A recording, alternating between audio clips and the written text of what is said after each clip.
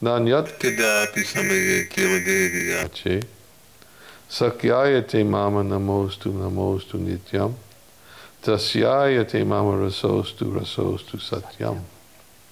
Devi, I shall never ask you for anything other than the peerless service of your lotus feet. Time and time again, I offer my respects to the chance of becoming your girlfriend, but I shall only ever aspire for the honor of becoming your maidservant. Nothing else will do. I think he does this little additions in the translation. In the previous verse, on the strength of service to Sri Rupa and Radhakund, Raghunath Das Goswami appealed to Srimati Radharani for the privilege of being her maidservant. He wanted to be a manjari who accompanies Radha everywhere, acting as her menial servant, fulfilling her every need. In this verse, he expresses his firmness of purpose. His proposal to serve as a maidservant was not one of many options. It was the only option, nothing else would do. Sri Radha was certainly purchased by Das Goswami's purity, love, and service. In turn, she offers to make him one of her intimate friends. You can be like Lalita and Chitra. In that way you are mine, and more so also Krishna's. But the Acharya replies, O Devi, you are the abode of Krishna's worship, so you are worshipable by everyone, including me. Still, you should not play with me like a cat does a mouse. Please be kind. The word Devi means both goddess and queen.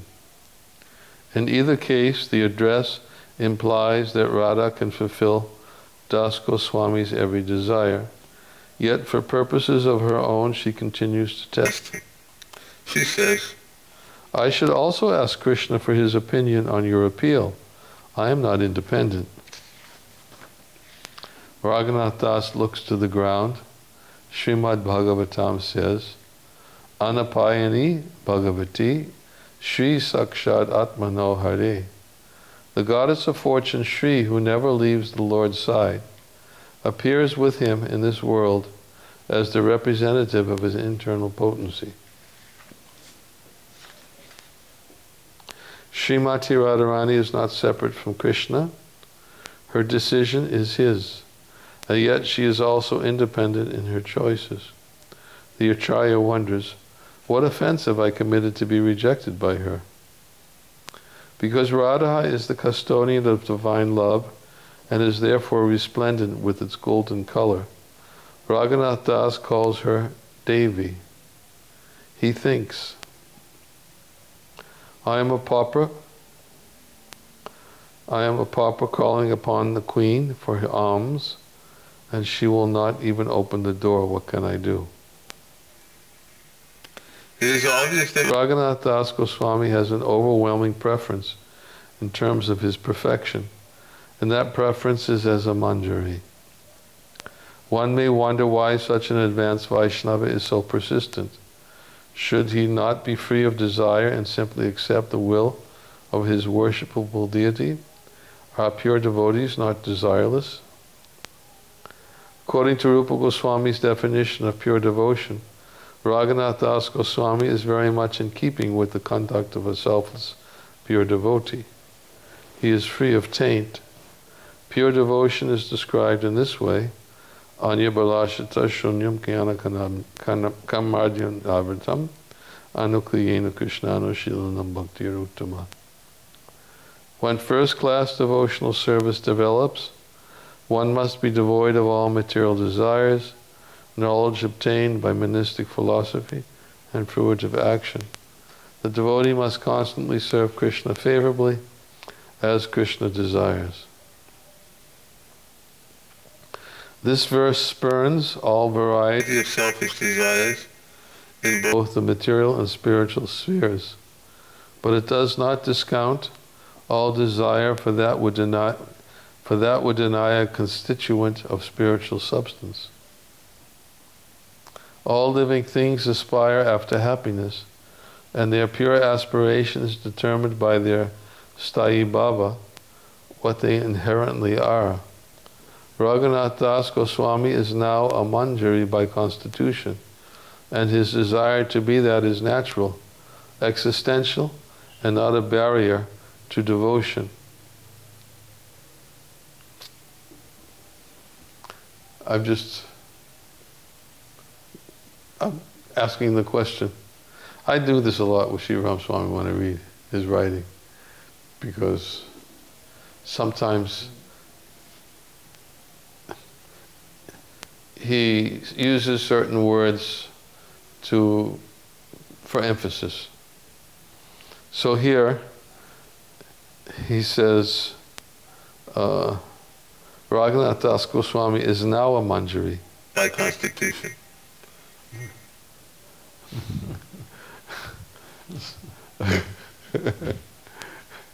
So I know he would have an answer for it. How would you explain it?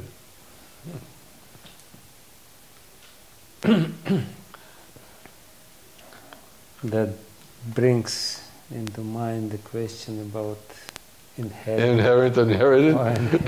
No, I'm not going to go there tonight. You know my feelings. Yeah, I know your feelings.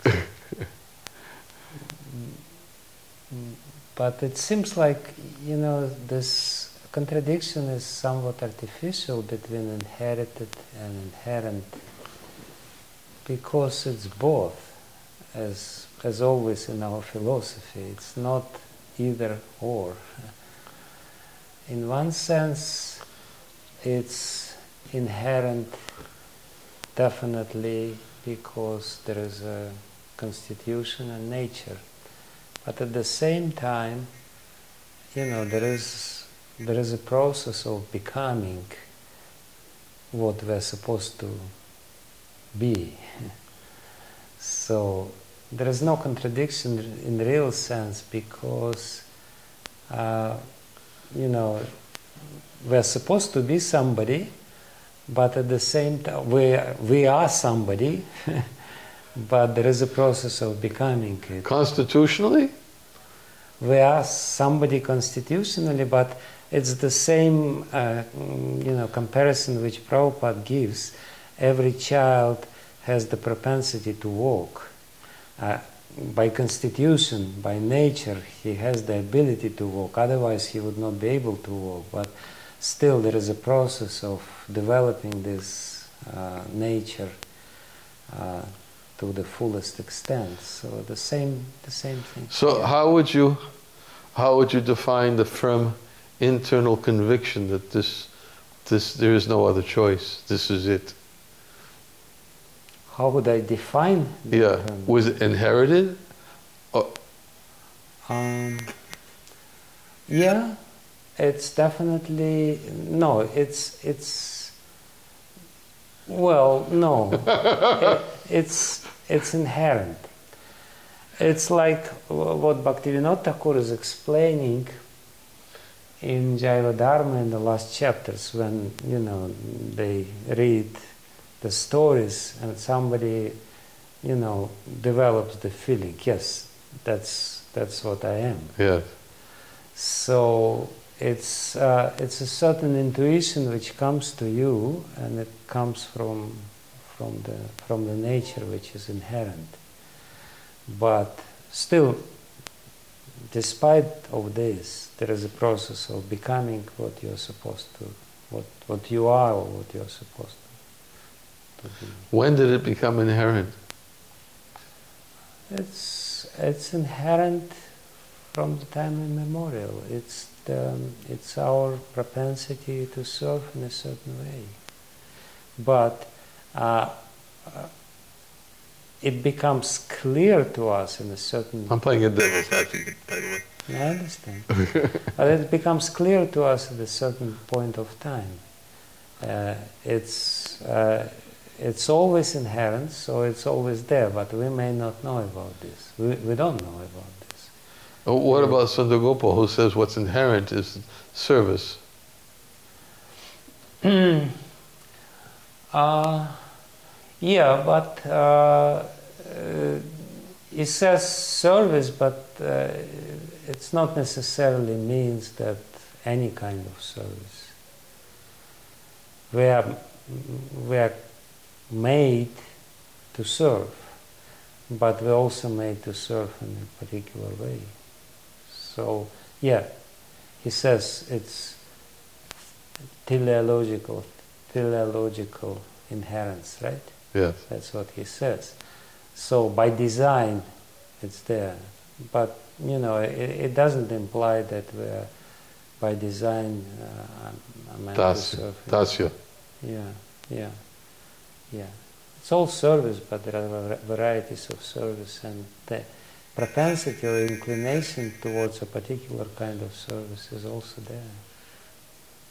So I know one answer would be is that most people are attracted to Mahaprabhu's mission because that's their inclination to serve in this mood. That's one of the explanations, which I don't particularly like. Because I always have a hard time with that because of it's difficult. Yuga Dhamma Prabhataimanava Sankirtan Chari Bhava Bhakti Diya Nachamu Bhuvan. Chari Bhava Bhakti Diya. Lord Chaitanya, Krishna purposely said, I will come out to inaugurate the four types of loving ecstatic emotions of spontaneous devotional service.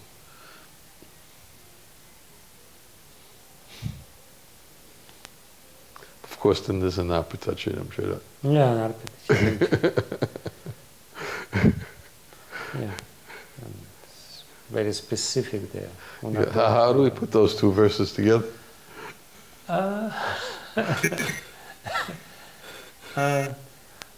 One way to reconcile it is that Chaitanya Mahaprabhu gives the highest, which includes everything else. So by giving the highest, he gives everything else as well. That's a good, I like that answer. I like that. And it's proven, evidence is there in Chaitanya Charitamrita, how the highest includes everything else. Detail. Yeah, that's Bhakti Rasamrita Sindhu.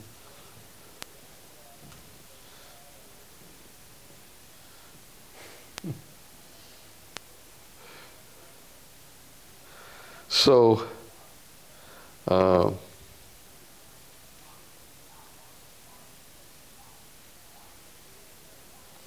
Raghunath Das Goswami is now a Manjari by constitution.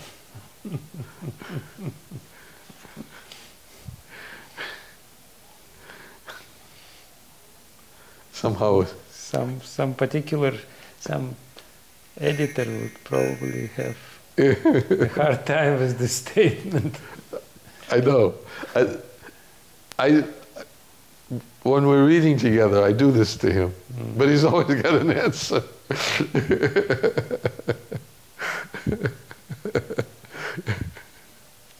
Well, you know his mood. And his desire to be that is natural, existential, and not a barrier to devotion. Having had the company of Rupa Manjari and the vision of Radha Kund, there was no turning back from Manjari Bhav.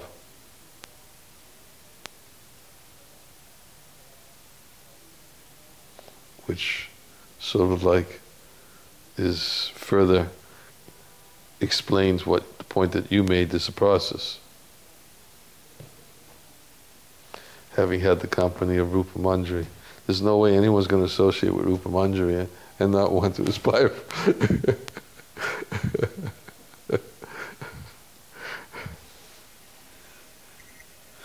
In the vision of Radha Kund, there was no turning back from Manjari Bhav.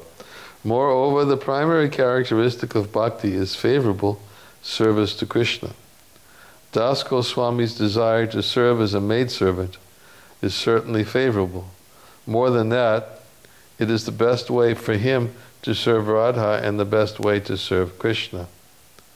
The Acharya thinks, if I were a Sakhi, my affection for Radha would be diluted by my love for and contact with Krishna. As her friend, I would not have the right to shadow her or render menial service like an underling. I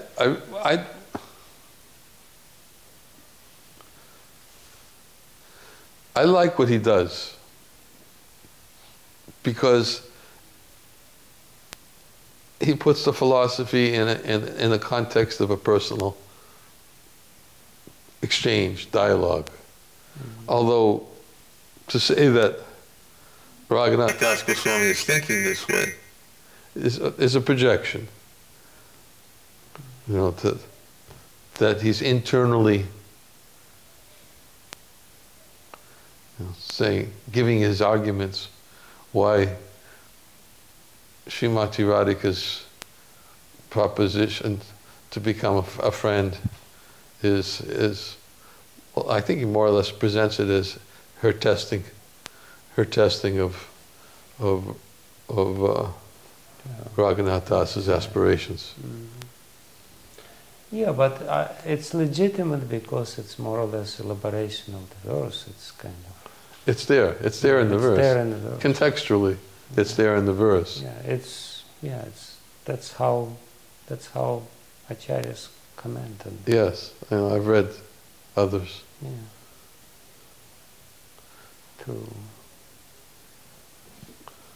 Who else is when you say acharyas? What other acharyas? Vishwanath Chakravarti Thakur does it. Where? In the commentaries to the 10th canto. Yeah, in the Napareham verses. Yeah. No, it's quite common. When you want to make the point, he just explain it. Also, even in Bhagavad Gita verses, like. Oh, you're talking about dialogue. Yeah. Well, yeah, I'm not. Not dialogue as such, but explaining the internal thought process. Thought process, yeah. Uh-huh. It's there. It's definitely there. Especially when you comment on this, like also Krishnadas Kaviraj comments on Bilva Mangal Thakur's Krishna Karnamrita. It's also there as well. Mm-hmm.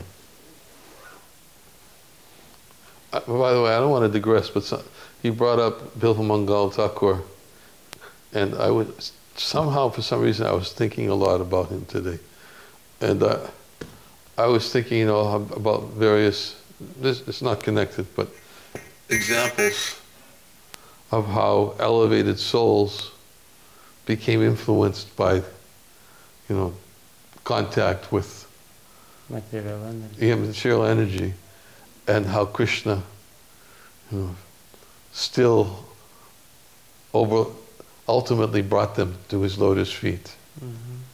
And Bilva Mangal Thakur seems to be such an ideal example. So much so that Srila Rupa Goswami gives him as an example of a sadhaka who still has obstacles on his path.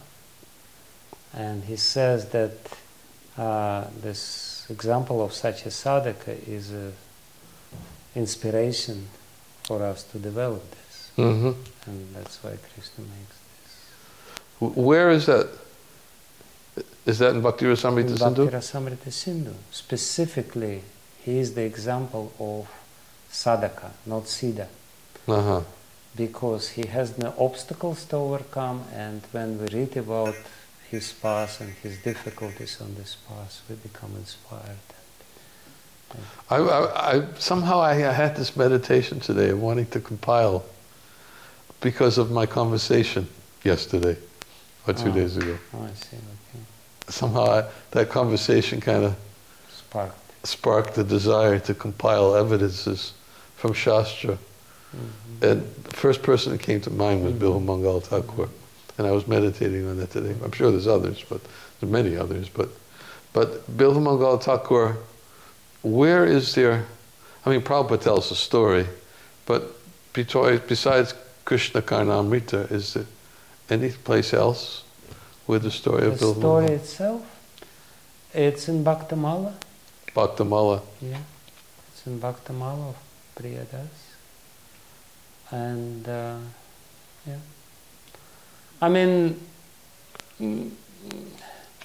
it's not a verifiable story, so to speak, but it's all, it's all based on this Chintamani in the first verse of Krishna Karnamrita. But it's a very common story, yeah. It's in Bhaktamala. Not verifiable, meaning that I mean, nobody knows the source of the story as such. Because they say that he was long ago. Nobody knows when he was. Even when he was, time when he was living. Yeah. Some say that, that 700 years back or something like this. Some say that he stayed 700 years. Yeah, some say he lived a long time, didn't he? 700 years. 700 years. Yeah. Yeah, I heard something that somewhere. There is some place in Vrindavan where they say that. Yeah. But there is a similar story, very interesting story about Vipra Narayana, one of the Alvars in Srirangam.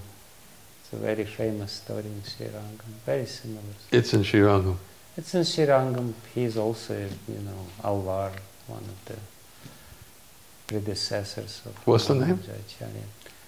Vipra Narayana or Bhaktangri Renu. Very beautiful story. How he was one courtesan. She had a, she went. He didn't pay attention to her, and she became offended, and she had an argument with her friend, and she said, in 2 days he will be crawling at my feet. And she did it, but anyway, it's a beautiful, long story, beautiful story. But that's totally bona fide, that's verified. From Sri Sampradaya. Sri Sampradaya, yeah. Yeah, and the garden, which he was a gardener in Srirangam, and he had Tulsi garden, and was, somehow or other many of the Salvas were gardeners, and this garden is still there in Srirangam. He's the first Alvar whom you meet while entering the temple. So that's a similar story. You want to read a little? If you want me to read, I can. Yeah. Moreover, the primary characteristics of bhakti. This is the second paragraph on 519.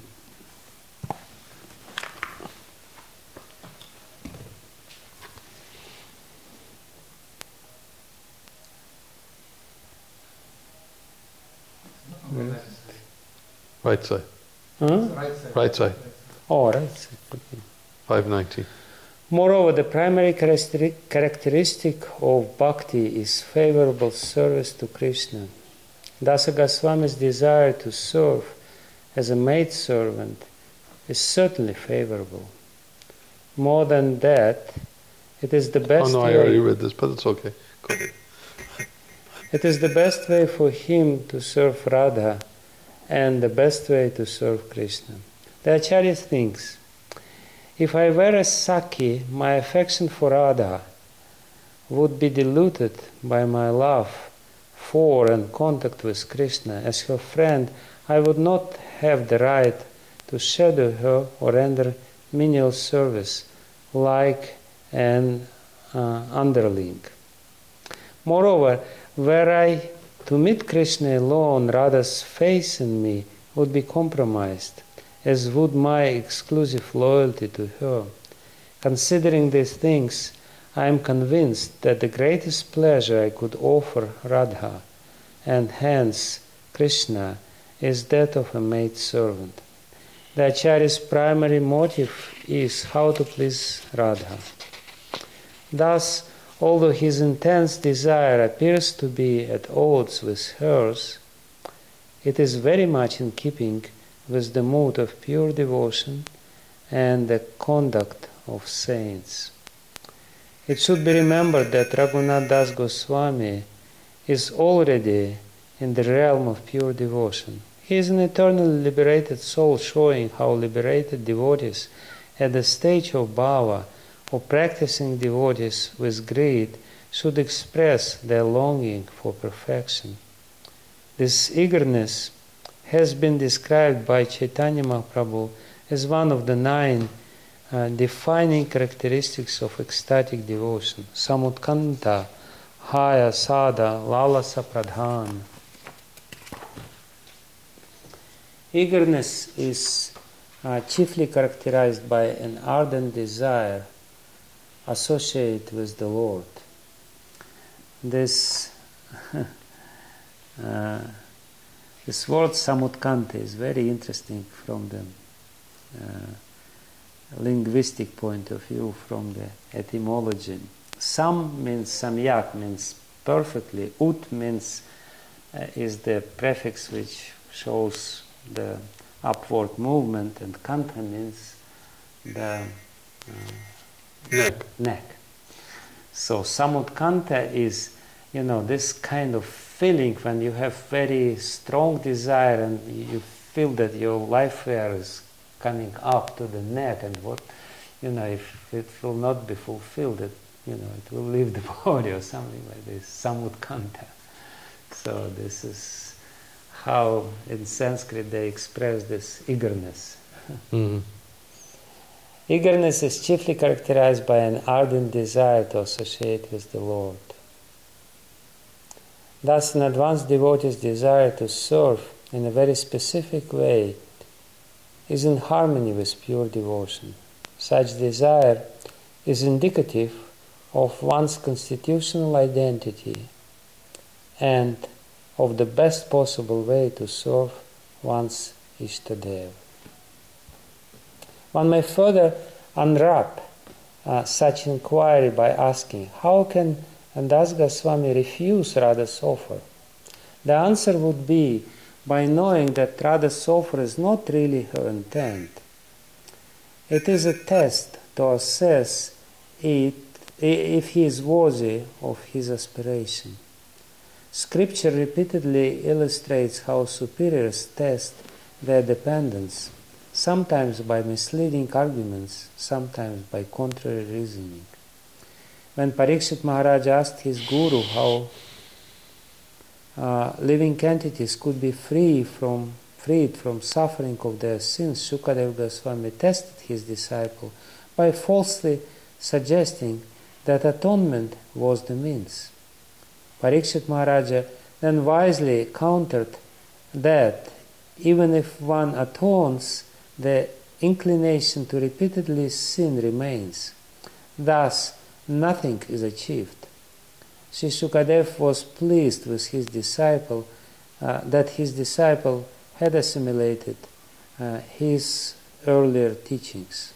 Having passed the test, he was now qualified for more confidential instruction, and so the Goswami revealed that Namasankirtan was the sure way to be freed of both the propensity to sin and the reaction to past acts.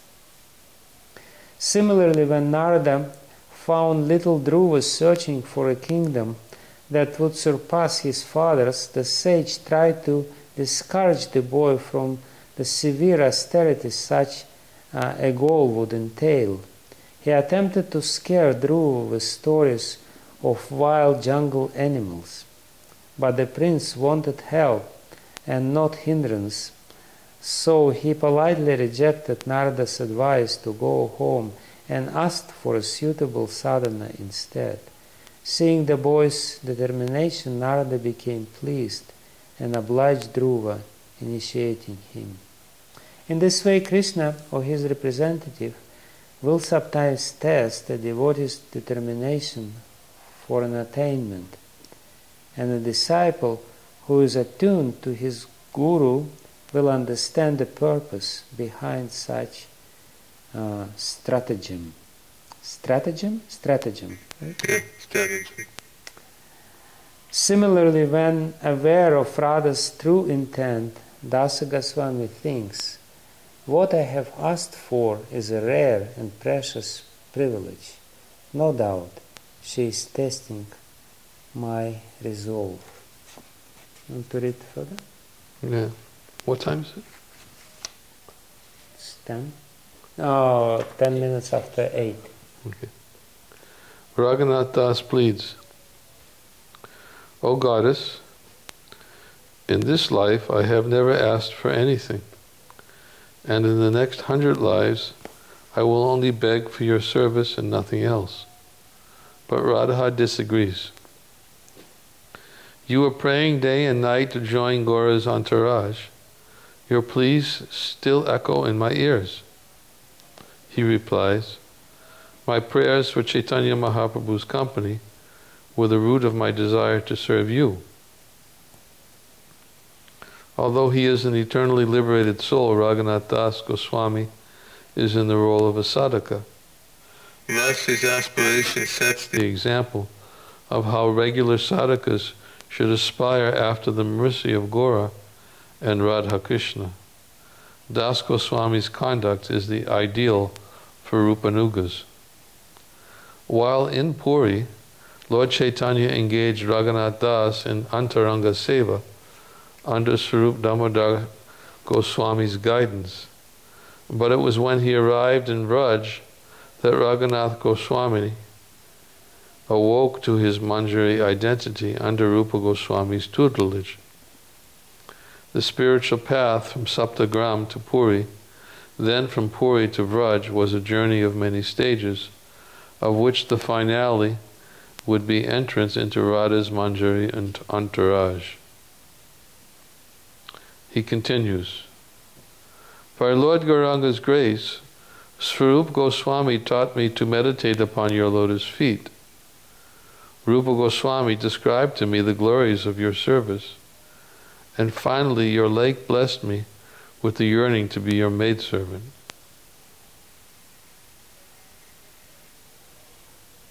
Really establishes the significance of Radha Kund, doesn't it?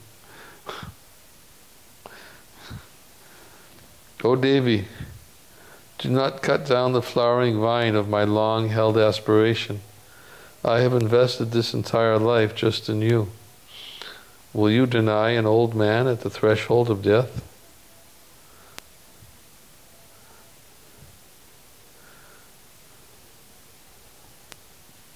I always meditate on the expression swan song. How much before Raghunath Das Goswami's departure was Vilapa Kusumanjali compiled? Well, nobody knows this, but it's his last. It's his last. It's his last. Yeah, but I asked this question before, but I couldn't get an answer. Nobody knows. Nobody knows. No, of course not. But the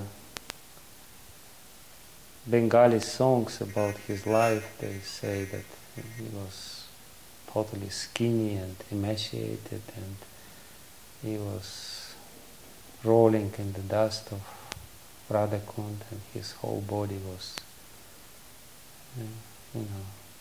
smeared with the dust and mixed with the tears from his eyes. Quite a graphic. Yeah, painful too. How can the those lacking devotion understand. This, we were discussing that yesterday. I was talking about Brihad Bhagavatamrita, how Sanatana Goswami explains that non-devotees could never understand that perfection is misery. And therefore it needs to be hidden.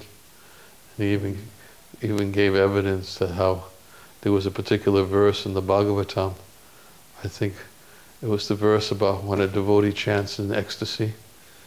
That verse from the 11th canto of the Bhagavatam, it's described as feeling, the verse by Sridhara Swami's commentary was presented as feeling great ecstasy from the chanting of the holy name, simply for those who would not be able to understand that those who chant in the mood of separation don't feel that their ecstasy is visible suffering. But it gives the impression, I think Sridhar Swami in his commentary gives the impression that it's not suffering, it's great joy, great bliss. Otherwise people would reject bhakti, thinking that if perfection is suffering, then people would turn to impersonalism. And he uses that verse from the 11th canto of the Bhagavatam to emphasize the appearance of great joy and bliss from chanting the holy name of the Lord. So, what a picture! Seeing Raghunath Das Goswami rolling in the dust, mixed with his tears, smeared all over his body, and crying in agony. Emaciated. Emaciated, crying in agony. Yeah.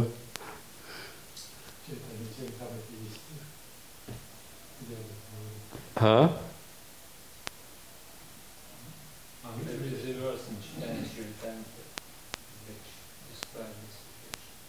That describes the situation? Comparing sweet, sugar, liquid, and poison. It's Madhya Lila, second chapter,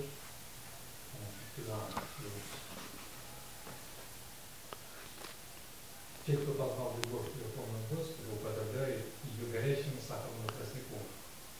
Он так обжигает, что его едва можно есть, но при этом настолько вкусен, что от него невозможно оторваться. Таким образом, если у человека есть хотя бы крупица любви к Богу, он способен понять ее великую силу. Эту любовь можно сравнить лишь с ядом и нектаром, смешанными вместе. На английском? На английском? Пожалуйста.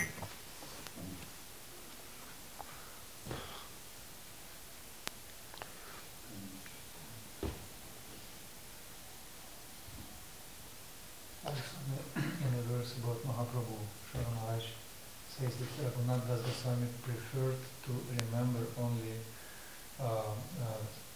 ecstasies of Mahaprabhu when he was with the raised hands dancing and walking next to the Jagannath Mandir and singing Hari Haraya Nama Krishna. And other ecstasies were devastating to him, so he preferred not to remember them. And I asked Shivara Maharaj, was he not advanced at that time enough, Raghunath Das, to actually feel the same feelings and understand? He said, no, those ecstasies were devastating for Raghunath Das Goswami, even for Swarup Damodar Goswami, when especially limbs would fade, when blood would come out, yeah, of course. When teeth would move, and no one could relate to it. It was even advanced devotees, even Swarup Damodar Goswami could not enjoy that view. So certain ecstasies are totally not enjoyable even by great Vaishnavas. Yeah, it's in Chaitanya Charitamrita. When they found Lord Chaitanya in Puri, in the ocean, coming from the sea. What's the place called? It's towards When the Konark. fishermen. It's Konark. Yeah. Near Konark. When the fishermen found him, and they came upon him, they couldn't tolerate seeing his body disfigured. That's why they tried to bring him back to external consciousness.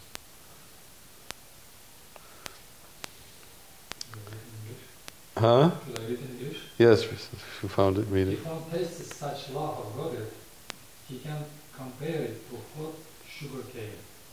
When one chews hot sugar cane, his mouth burns, yet he cannot give it up. Similarly, if one has but little love of Godhead, he can perceive its powerful effects. It can only be compared to poison and nectar mixed together.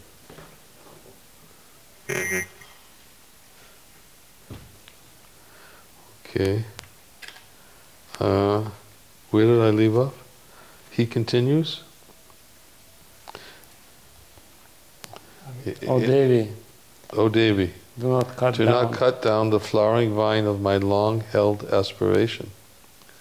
I have invested this entire life just in you. Will you deny an old man at the threshold of death?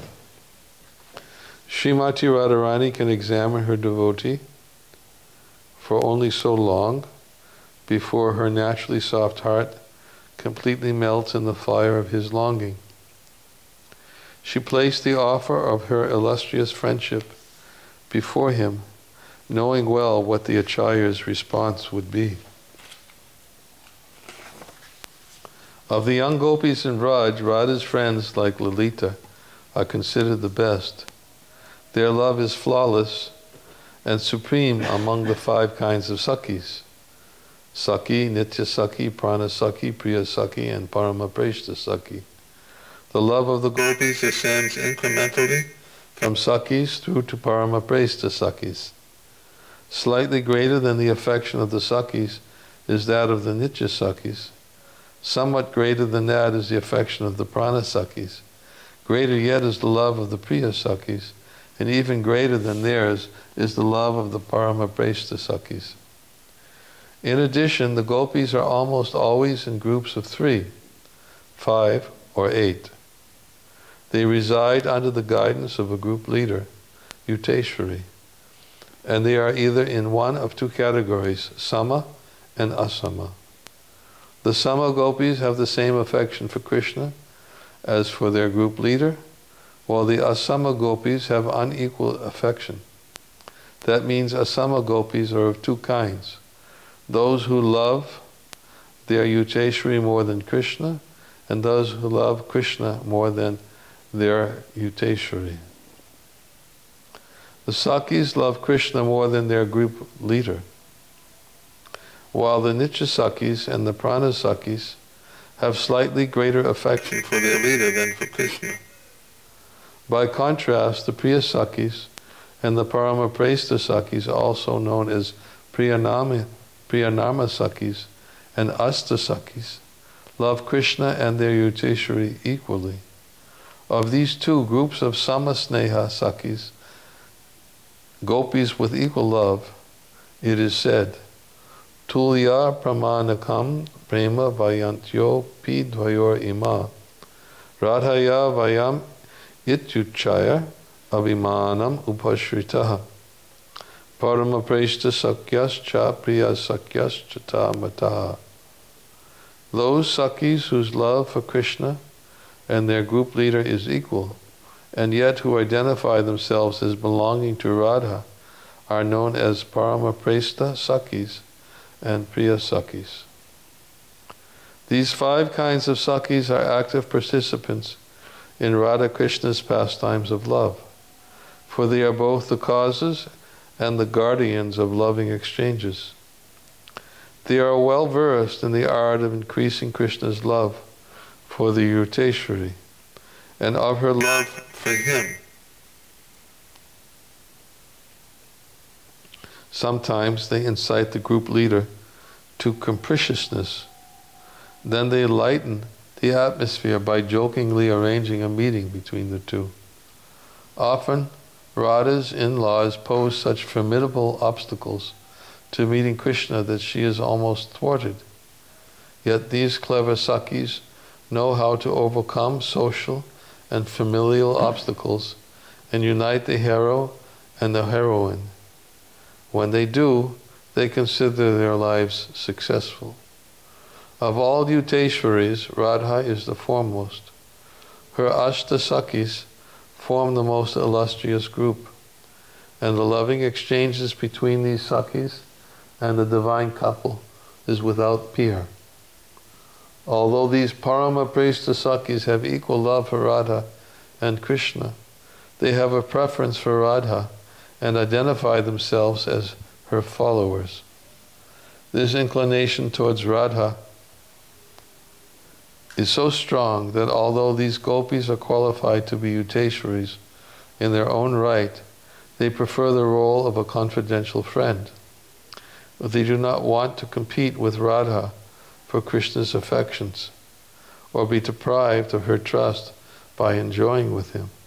Yet to enrich the divine couple's pastimes, the Ashtasakhi's affection oscillates, sometimes slightly favoring Radha, sometimes favoring Krishna. If Krishna does not arrive on time at the assigned meeting place, and Radha is made anxious waiting for him, the Priyanama Sakhis will favor her. But if on another occasion Radha displays an unwarranted huff, spurning Krishna for no good reason, these Sakhis will take Krishna's side and chastise Radha, thus showing greater affection for him. In this verse of Vilapa Kusumanjali, Radha appears to have offered Raghunath Das Goswami access to this unique group of Priyanama Sakhis and to their very exalted love, but in his own humble way, he turns it down. Devi, over and over I offer my prostrated obeisances to your friends, to your friendship, and to your offer of friendship. Radha replies, then? Although I always worship your dear friends, I do not covet a position like theirs. She asks, then what is it that you want? He replies, I have been repeating my request this entire lifetime. I asked him about this.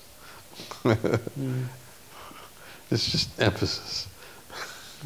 Because he previously said it evolved. He said it's just for emphasis. I've been repeating my request this entire lifetime. She nods knowingly. I desire that sweetest of all sweet things. Suppressing her smile, she asks, what is that sweetest thing? The privilege of being your servant. That is all. Nothing more, nothing less. The underlying force driving Raghunath Das Goswami's insistence on taking the role of Radha's maidservant is his love. It is one of the two kinds of love possessed by Vraja Gopis called Bhavalasrati. Rupa Goswami writes, Sancharisyat samanova Krishna ratya suhidrati Arika pushyamana ched Bhavalasarati. If the love of Radha's associates towards her as a friend is equal to or less than their love for Krishna, then that love is a sanchari bhav of love for Krishna and is called suhid rati. If, however, the love of Radha's associates towards her is greater than that to Krishna, the love for Krishna is a sanchari bhav that nourishes the friendship. This special love, which grows continually, is known as Bhavalasrati. You want to finish the section?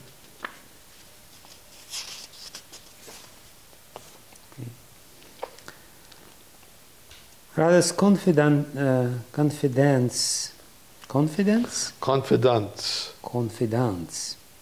French word.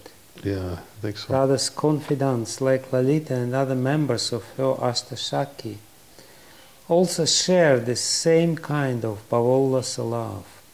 However, Rati Manjari Bhavollasa Rati is as a friend who is in a position of servitude.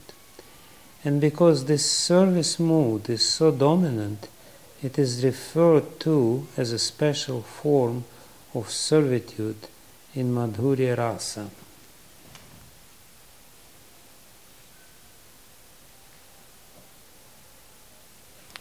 Radha reasons, perhaps you are too shy to tell me that you want to be my friend. Perhaps it's your humility that makes you say that you want to become my maidservant. Raghunath Das Goswami raises his hands in prayer. With hands joined, with palms joined, I beg you not to tease me. Goddess, I tell you the truth. The desire to be your Sakhi has never ever entered my heart, even in a dream. I have never had any desire other than to be your maintained maidservant, your Palya Dasi. Raghunath Das Goswami prayer lies in his Gopi identity. As a Gopi with Bhavolasa love, he simply cannot love Radha or Krishna in the way of a Sakhi. That said, it should be emphasized that he has the divine lust of a Gopi known as Kamatmikarati, as a result of which he is spontaneously attracted to Krishna as a paramour.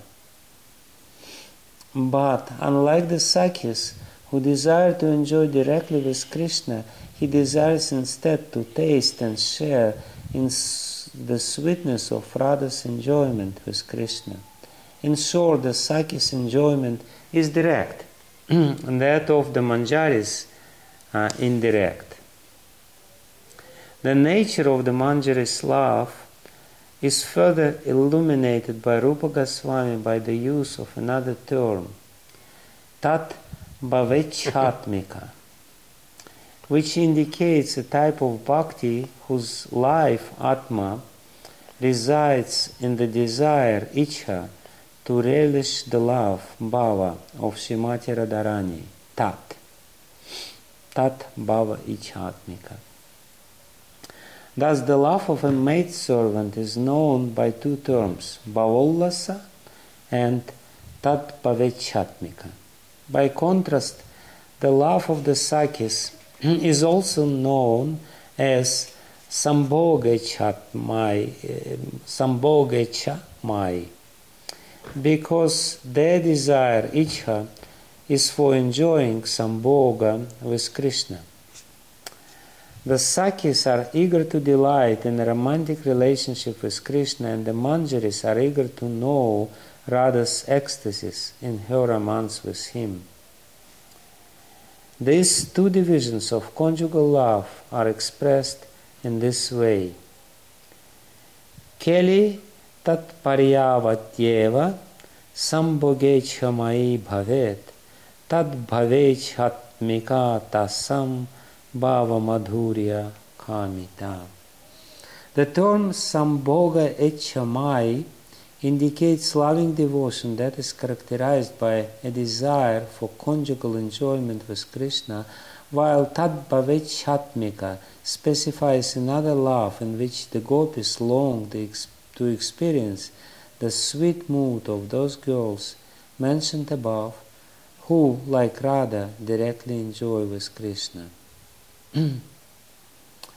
If, in the definition of pure devotional service, the freedom from selfish desire, anyabhilashata shunyam, is taken to its transcendental extreme, then the tat bhavechatmika love of Manjaris can be considered the purest of the pure.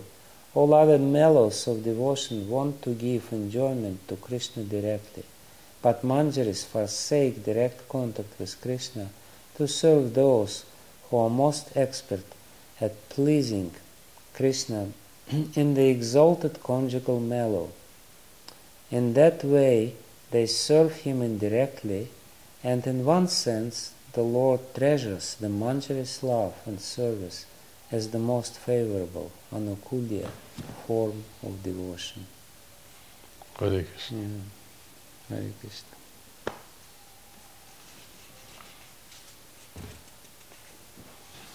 Stop there.